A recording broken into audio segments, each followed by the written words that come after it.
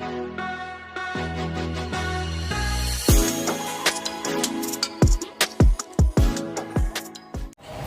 Friends, मैं संजय पांडे, आपका mathematics teacher. आज हम लोग देखेंगे क्लास 10th एनसीईआरटी मैथमेटिक्स की एक्सरसाइज 8.1 का क्वेश्चन नंबर 6।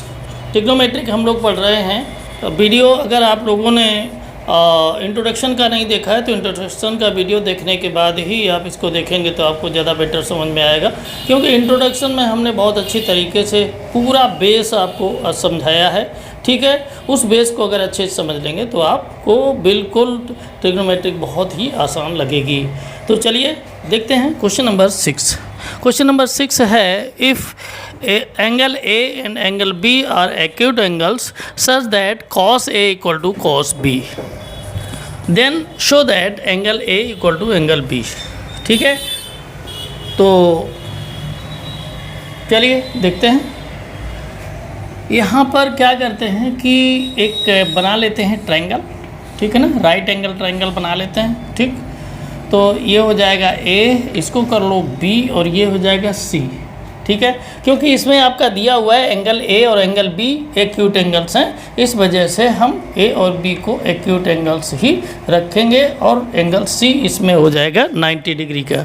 ठीक है, बहुत ध्यान से देखें, क्वेश्चन बहुत ही आसान भाषा में हम आपको समझाएंगे। Then we can write cos A equal to cos A equal to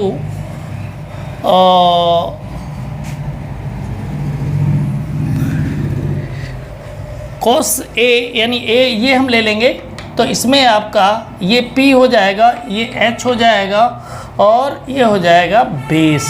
ठीक है, तो ऐसी कंडीशन में क्या करेंगे, cos A इक्वल टू क्या होता है, बेस बाई हाइपोटेन्यूस, यानी B अपॉन H होता है ना। तो इसको हम ऐसे भी लिख सकते हैं, cos A equal to base कितना है, AC अपॉन AB। ठीक है, इसी तरह से अगर हम देखें तो cos B के लिए कर सकते हैं, cos B।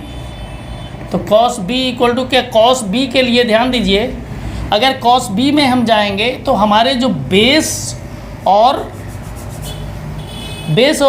परपेंडिकुलर हैं वो इंटरचेंज हो जाएंगे, यानी ये आपका हो जाएगा परपेंडिकुलर और ये बेस हो जाएगा। क्यों?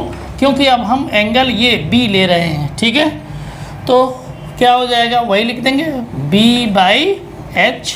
तो बेस यहाँ पर चेंज हो गया, क्या हो गया, BC हो गया, बाई H हो गया आपका AB। ठीक है, आपका इसमें दिया क्या है, क्वेश्चन में आपका गिवन है cos A equal to cos B। ठीक है ना, ये आपका गिवन है, तो इसी को लेकर के आगे बढ़ते हैं। तो cos A की वैल्यू यहाँ पर आप देखें तो क्या है, AC अपॉन AB। ठीक है, और cos B equal to BC upon AB। AB से AB कैंसिल आउट हो जाएगा। ठीक है ना, AB से AB कैंसिल आउट हो जाएगा, तो क्या हो जाएगा, यहाँ पर ध्यान से देखें तो ये हो जाएगा AC इक्वल टू BC। क्या हो जाएगा, AC इक्वल टू BC। बहुत ध्यान से समझें।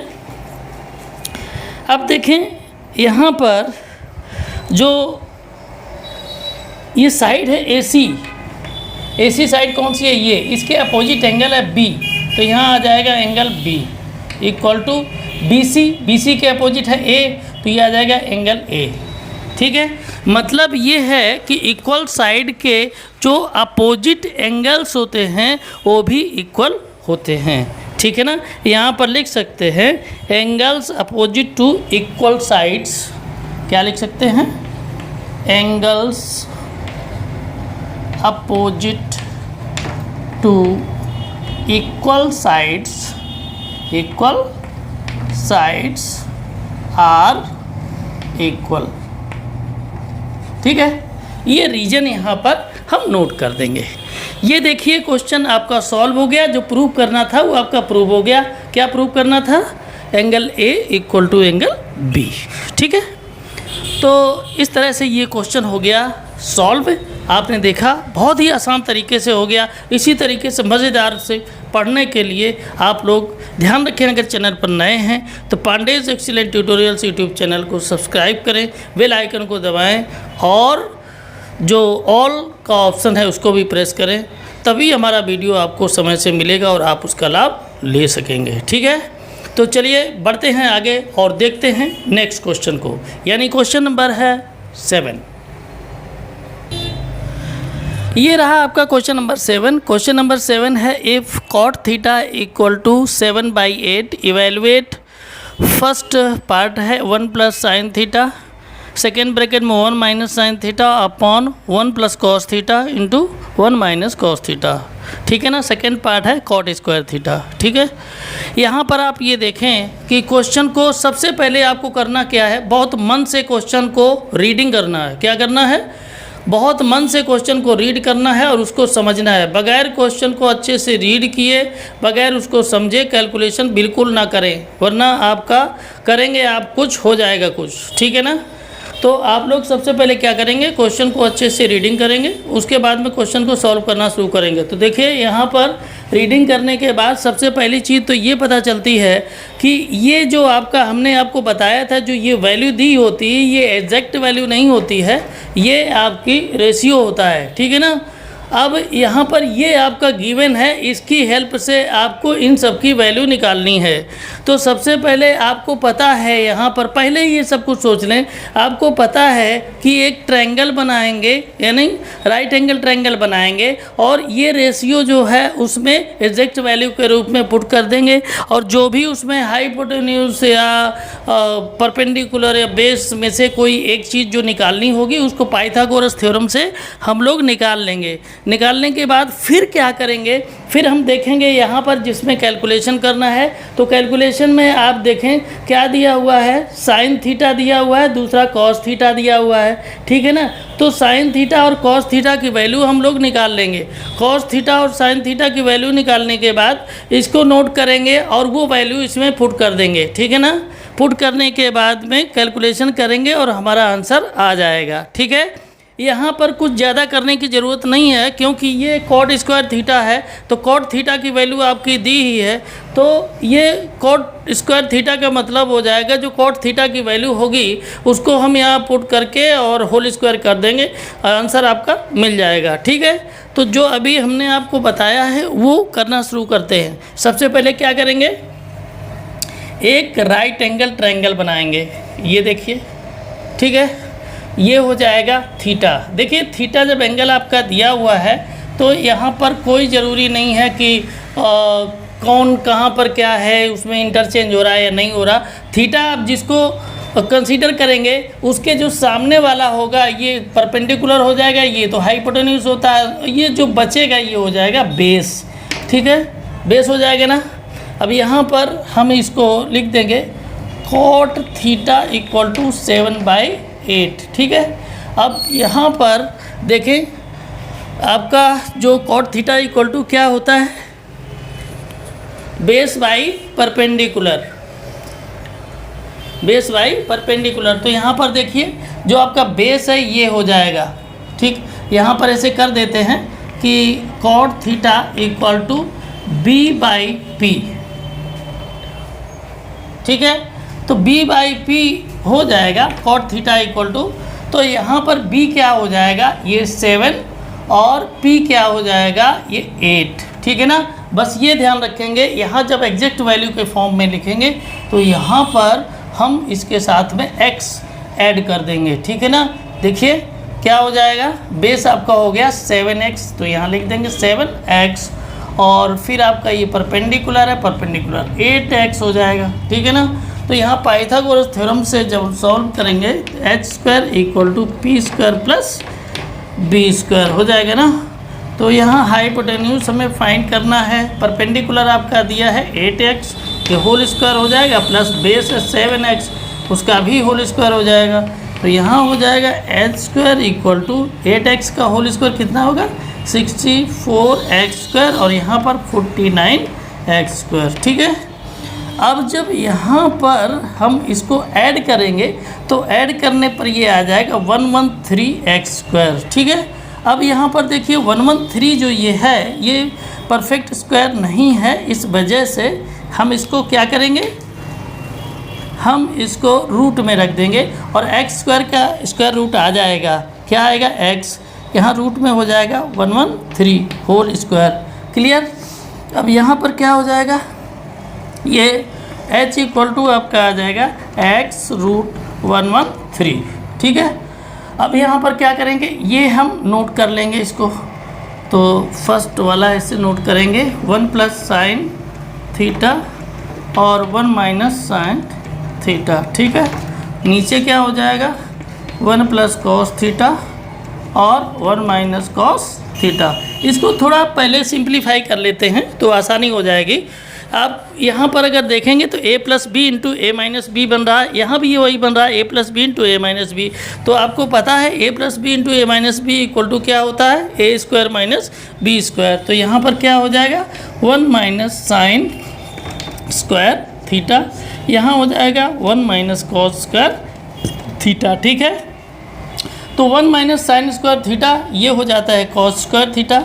ठीक है, और नीचे हो जाएगा 1 - cos स्क्वायर थीटा, तो ये हो जाएगा sin स्क्वायर थीटा, हो जाएगा ना। अब यहाँ पर देखिए क्या हो जाएगा, अब यहाँ पर हम रख देंगे वैल्यू, क्या रख देंगे, यहाँ पर हम वैल्यू रख देंगे। ठीक है, यहीं पर वैल्यू रख देते हैं, यहीं रख दे, तो ये क्या हो जाएगा, यहाँ पर देखें ये हो जाएगा 1 - और sin थीटा की वैल्यू अगर हम देखें तो कितनी हो जाएगी, यहाँ अगर निकालेंगे तो क्या हो जाएगा sin थीटा = ये हो जाएगा परपेंडिकुलर बाई हाइपोटेन्यूज, यानी 8x/ हाइपोटेन्यूज कितना आया है x√113। ठीक है ना, ये कट हो जाएगा तो आपका कितना आ जाएगा 8/√113।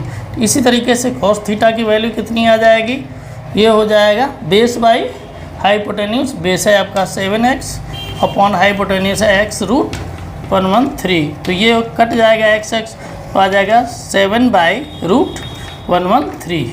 अब ये वैल्यू रख देंगे तो sin थीटा की वैल्यू कितनी है 8/√113 होल स्क्वायर अपॉन क्या हो जाएगा 1 - cos के लिए अगर देखेंगे तो cos के लिए आ जाएगा 7/√113 होल स्क्वायर, ये हो जाएगा ना।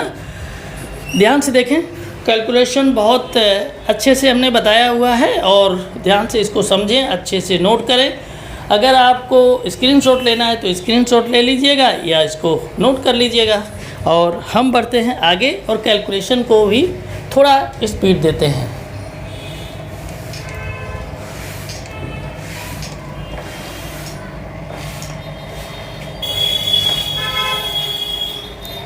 ध्यान से देखें तो ये आपका हो जाएगा 1 - 8 का स्क्वायर 64/113।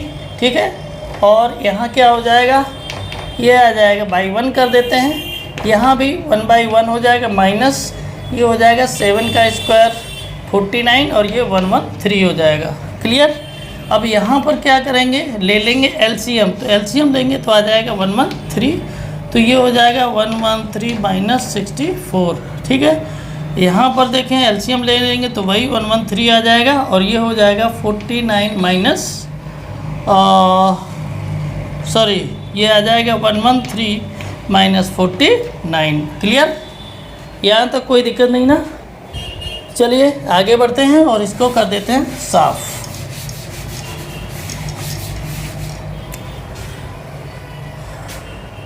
अब देखिए क्या हो जाएगा, यहाँ पर ये आपका 113 से 64 अगर माइनस कर देंगे तो 49 आ जाएगा, ये हो जाएगा 49/113। ठीक है, और यहाँ पर अगर देखेंगे तो ये 64 आ जाएगा बाई 113। ठीक है, आगे जब देखेंगे इसको तो ये 49/113 इंटू ये रेसिप्रोकल हो जाएगा 113/64, ये कैंसिल आउट हो जाएगा तो क्या आ गया 49/64। ये आपका आ गया आंसर। ठीक है, क्लियर, आपको समझ में आ रहा है? चलिए अब बढ़ते हैं आगे और देखते हैं जो सेकेंड पार्ट है उसकी भी वैल्यू हम लोग फाइंड कर लेते हैं। ठीक है, तो वैल्यू फाइंड करते हैं तो क्या आ जाएगा, यहाँ हो जाएगा सेकेंड वाला, ये हो जाएगा कॉट स्क्वायर थीटा। ठीक है, तो कॉट स्क्वायर थीटा का मतलब क्या है कि जो 7/8 दिया है कॉट थीटा की वैल्यू, उसका कर देंगे होल स्क्वायर, तो ये क्या आ जाएगा 49/64 आ गया ना। देखिए कितना आसानी से आ गया है ना। तो ये क्वेश्चन हो गया फिनिश। वीडियो अगर अच्छा लग रहा है तो वीडियो को लाइक करें, अपने इस मित्रों में शेयर करें और कमेंट अवश्य करें। ठीक है, कमेंट करते हैं तो हमें ये पता चलता है आप लोग इंटरेस्ट ले रहे हैं और पढ़ रहे हैं। वीडियो को बीच में ना छोड़ें, वीडियो पूरा देखें अगर उसका पूरा फ़ायदा लेना चाहते हैं तो। चलिए आगे बढ़ते हैं, देखते हैं नेक्स्ट क्वेश्चन, यानी क्वेश्चन नंबर 8। तो ये रहा क्वेश्चन नंबर 8। क्वेश्चन नंबर 8 है if 3 cot a equal to 4 check whether 1 minus tan square a upon 1 plus tan square a equal to cos square a minus sin square a or not। मतलब ये कहा है कि 3 cot a equal to 4 है, तो check कीजिए कि इसकी वैल्यू जो है वो इसके इक्वल होगी या नहीं होगी।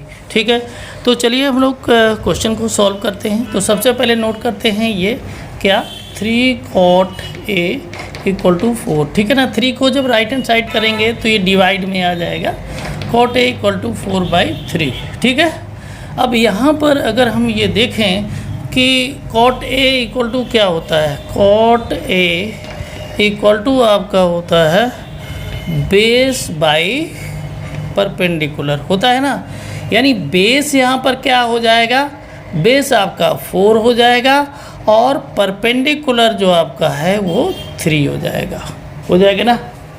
परपेंडिकुलर कितना हो जाएगा 3।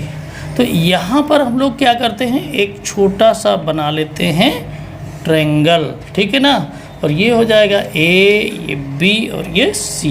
क्लियर।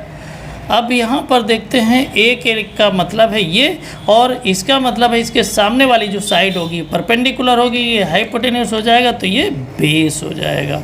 ठीक है, क्लियर। ये जो है हमने आपको बताया है कि ये क्या है, ये रेशियो है, तो इसके साथ एग्जैक्ट वैल्यू लिखने के लिए कोई ना कोई हमें वेरिएबल रखना पड़ेगा, यानी कांस्टेंट जो है इसके साथ हमें कोई वेरिएबल साथ में लेना पड़ेगा। ठीक है, तो यहाँ देखिए ये आपका जो बेस है वो कितना हो गया 4x, यहाँ लिख देंगे 4x, और परपेंडिकुलर आपका हो गया 3x। ठीक है, तो अब हम हाइपोटेन्यूस निकालेंगे तो हो जाएगा h square equal to p square plus b square हो जाएगा। तो h square equal to p कितना है, ये है 3x होल स्क्वायर, और b हो जाएगा 4x ये का होल स्क्वायर, तो हो जाएगा H square equal to 3x का हो जाएगा 9x स्क्वायर, और 4 का हो जाएगा 16x स्क्वायर हो जाएगा ना। तो ये हो जाएगा H square equal to 25x square हो जाएगा ना। अब देखिए क्या हो जाएगा, यहाँ पर हम लिख सकते हैं 25x स्क्वायर को 5x का होल स्क्वायर, तो ये हो जाएगा h इक्वल टू 5x। ठीक है, तो h की वैल्यू कितनी आ गई 5x आ गई ना।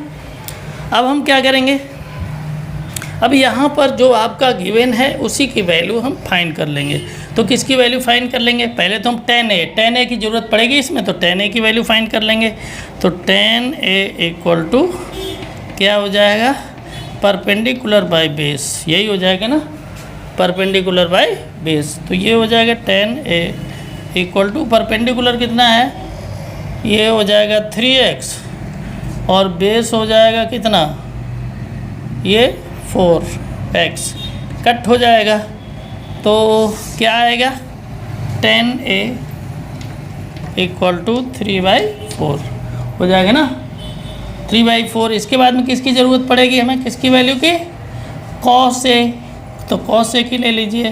तो cos a इक्वल टू हो जाता है क्या, बेस बाई हाइपोटेन्यूस, तो बेस कितना है 4x, हाइपोटेन्यूस कितना है 5x, तो ये कट हो जाएगा, तो क्या आ गया 4/5। ठीक है, अब किसका ले लेंगे, साइन a का, तो साइन a कितना हो जाएगा, ये हो जाएगा परपेंडिकुलर बाई हाइपोटेन्यूस, तो परपेंडिकुलर यहाँ पर कितना है 3x, हाइपोटेन्यूज कितना है 5x, x कट जाए कितना आया 3/5 आ गया ना।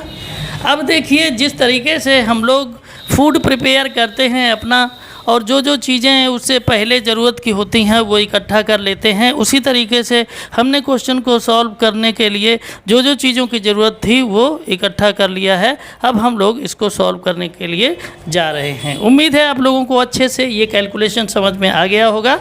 अब हम लोग चलेंगे आगे। देखिए सबसे पहले नोट कर लेंगे जिसको सॉल्व करना है, ये हो जाएगा 1 - tan square a upon 1 + tan square a, ठीक है, इक्वल टू हो जाएगा cos square a minus sine square a। Clear. अब देखिए 1 - tan की वैल्यू कितनी है 3/4, तो यहाँ कर दीजिए 3/4 होल स्क्वायर हो जाएगा ना upon 1 + 3/4 whole square equal to cos a की वैल्यू कितनी है भाई 4/5, तो 4/5 का होल स्क्वायर हो जाएगा माइनस, और साइन ए की 3/5 तो 3/5 का स्क्वायर हो जाएगा ना। अब यहाँ पर देखें क्या हो जाएगा, ये 1 - 3/4 का स्क्वायर करेंगे तो 9/16 हो जाएगा अपॉन ये कितना हो जाएगा, ये हो जाएगा 1 + 9/16। क्लियर। यहाँ पर इसको करेंगे तो ये हो जाएगा 16/25 माइनस 9/25 हो जाएगा ना। अब इसको हम आगे सॉल्व करेंगे, तो आगे सॉल्व करने के लिए ध्यान से देखें इसको क्या हो जाएगा, यहाँ बाई 1 कर लेंगे, यहाँ 1 कर लेंगे, तो एलसीएम अगर हम लेते हैं यहाँ पर ऐसे अगर एलसीएम लेते हैं तो एलसीएम आ जाएगा 16, तो ये हो जाएगा 16 - 9, और यहाँ पर अगर एलसीएम ले लेते हैं यहाँ भी 16 हो जाएगा, तो ये हो जाएगा 16 + 9 हो जाएगा ना, इक्वल टू यहाँ देखिए डिनोमिनेटर इक्वल हैं तो आप न्यूमरेटर को जो है वो माइनस कर दीजिए, तो 16 - 9 कितना हो जाएगा 7, तो ये हो जाएगा 7/25। ठीक है, इतना आप लोग नोट कर लीजिए। आगे बढ़ें, इसको साफ कर देते हैं, है ना।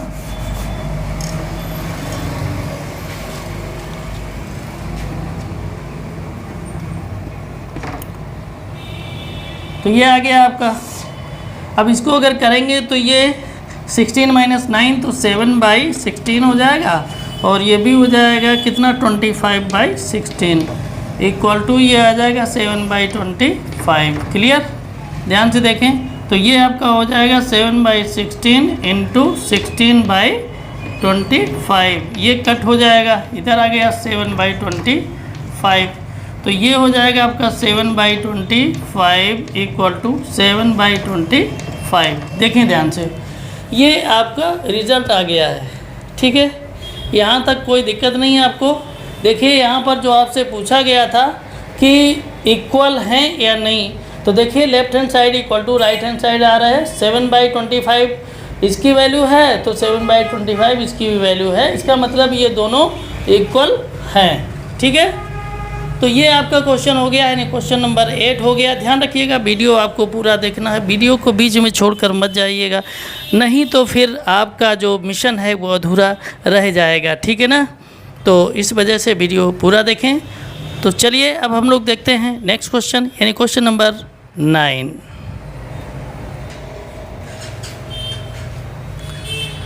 ये क्वेश्चन नंबर 9 है।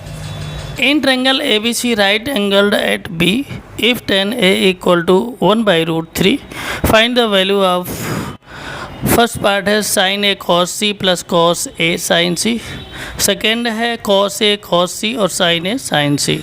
देखिए यहाँ पर एक चीज़ कॉमन है, आपको पता है अभी तक जैसे होता आ रहा है कि हम एक ABC राइट ट्रायंगल को बना लेंगे, बनाने के बाद में tan A इक्वल टू 1/√3 है, मतलब ये है परपेंडिकुलर बाई बेस होता है, तो 1 आपका यानी x हो जाएगा परपेंडिकुलर और बेस हो जाएगा x√3। ठीक है, यहाँ पर से आपको ये पता चलता है कि आपके पास यहाँ जो वैल्यू आपको चाहिए इनकी निकालने के लिए, तो साइन ए साइन बी साइन ए साइन सी और कॉस ए कॉस सी की वैल्यू चाहिए। अगर हम साइन ए साइन सी और कॉस ए कॉस सी की वैल्यू फाइंड कर लें तो इसमें रख लें, तुरंत आपका आंसर आ जाएगा। ठीक है, तो सबसे पहले जो ज़रूरी चीज़ें हैं जिसके वजह से ये नहीं हो सकता जिसके बगैर, तो वो काम पहले कर लेते हैं हम लोग। ठीक है ना, तो सबसे पहले क्या करेंगे, जो गिवन है उसको लिख लेंगे, यानी 10a इक्वल टू हो जाएगा 1/√3। ठीक है, इसके बाद में एक बना लेते हैं छोटा सा ट्रायंगल।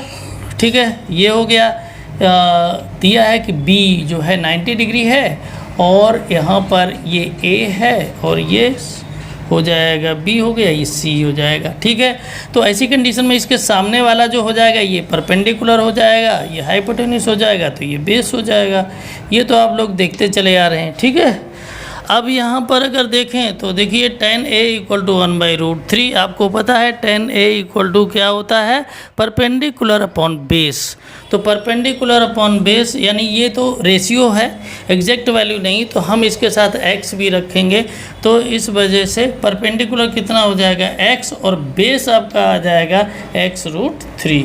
ठीक है, यहाँ पर हाइपोटेन्यूस आपका निकालना है, तो चलिए फाइंड कर लेते हैं। तो हो जाएगा h² equal to p² plus b²। ठीक है ना, तो h² इक्वल टू p कितना है x, तो x² हो जाएगा और b हो जाएगा 3x²। ठीक है, तो ये हो जाएगा h² इक्वल टू x² और प्लस 3x² आ जाएगा 4x²। ठीक है, तो इसको हम क्या और कर सकते हैं, इसको नोट कर सकते हैं 2x का होल स्क्वायर, यानी h इक्वल टू हो जाएगा 2x। हाइपोटेन्यूस कितना आ गया 2x। क्लियर, बहुत ध्यान से समझें। अब देखें सब कुछ तो हो गया है, अब हमें करना क्या है, अब सीधी सी बात साइन a और साइन c और कॉस a कॉस c की वैल्यू फाइंड करनी है। तो साइन a पहले निकाल लेते हैं, साइन a यानी a के लिए यही कंडीशन बनी रहेगी। तो साइन a निकालेंगे अगर तो क्या हो जाएगा, परपेंडिकुलर बाई हाइपोटेन्यूस, यानी x upon 2x, x cut out हो जाए तो कितना आ जाएगा 1/2 आएगा ना। और आगे अगर देखें तो आ जाएगा किसका, cos a की वैल्यू फाइंड कर लीजिए। तो cos a इक्वल टू क्या हो जाएगा, बेस बाई हाइपोटेन्यूस। बेस कितना है x√3 और हाइपोटेन्यूस कितना है 2x, तो x कट जाए कितना बचेगा √3/2 हो जाएगा ना।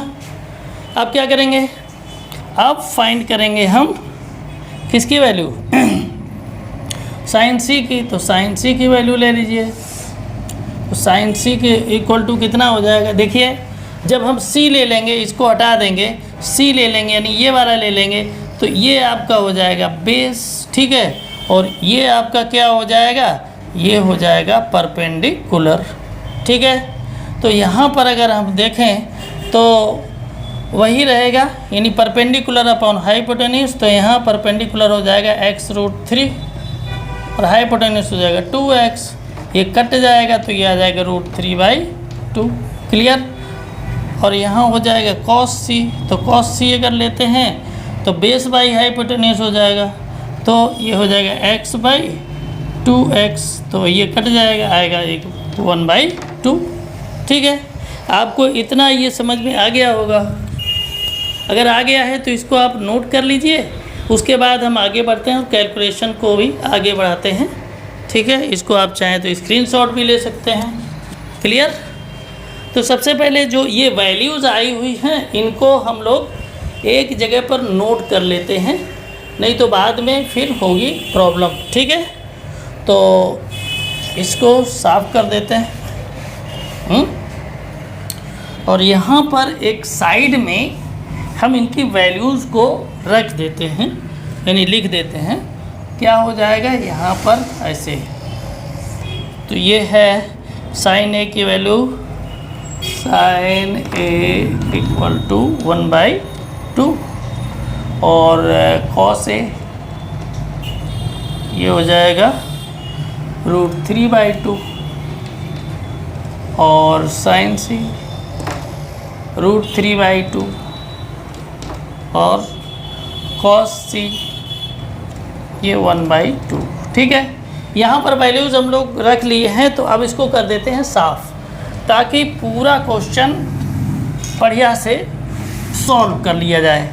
क्योंकि अभी तो हम लोगों को जो ज़रूरत थी उन चीज़ों की वैल्यू हम लोगों ने निकाल के साइड में रख ली है। ठीक है, चलिए अब फर्स्ट वाला सॉल्व करते हैं। फर्स्ट वाला क्या है, ये है साइन ए कॉस सी, ठीक है, प्लस कॉस ए साइन सी।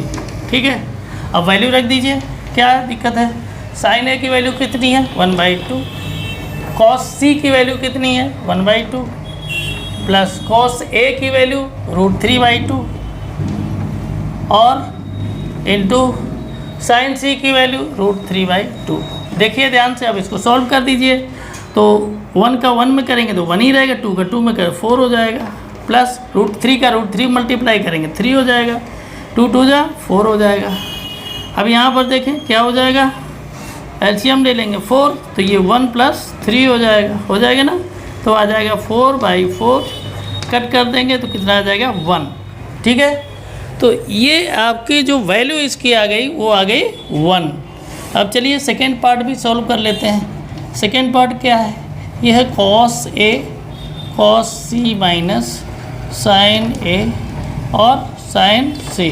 ठीक, तो कॉस ए की वैल्यू है √3/2 और साइन सी की वैल्यू है कॉस सी की वैल्यू है 1/2, माइनस ये हो जाएगा साइन ए की वैल्यू 1/2 और साइन सी की वैल्यू √3/2। ठीक है, तो ये हो जाएगा, देखिए क्या, √3/4 और माइनस ये भी हो जाएगा √3/4। अब देखें प्लस माइनस का इक्वल है, तो ऐसी कंडीशन में इसको काट देंगे। आंसर कितना आ जाएगा 0। कितना आएगा आंसर 0। देखें आपका क्वेश्चन कितनी आसानी से सॉल्व हो गया। ठीक है ना, तो थोड़ा पेशेंस के साथ अगर सॉल्व करेंगे तो बहुत ही आसानी के साथ क्वेश्चन सॉल्व होते हैं। ओके, तो इस तरह से आपका हो गया क्वेश्चन नंबर 9 कंप्लीट, एक्सरसाइज 8.1 का। चैनल पर नए हैं तो चैनल को सब्सक्राइब अवश्य कर लें। ठीक है, बेल आइकन को दबा लें और ऑल के ऑप्शन को भी प्रेस कर लें, ताकि जैसे ही वीडियो डालें तुरंत आपको मिले, आप उसका फ़ायदा ले सकें। ठीक है ना, और लाइक तो बनता ही भाई, उसको मत भूलिएगा, लाइक ज़रूर कर दीजिएगा। ठीक है, चलिए बढ़ते हैं आगे और देखते हैं नेक्स्ट क्वेश्चन, यानी क्वेश्चन नंबर 10।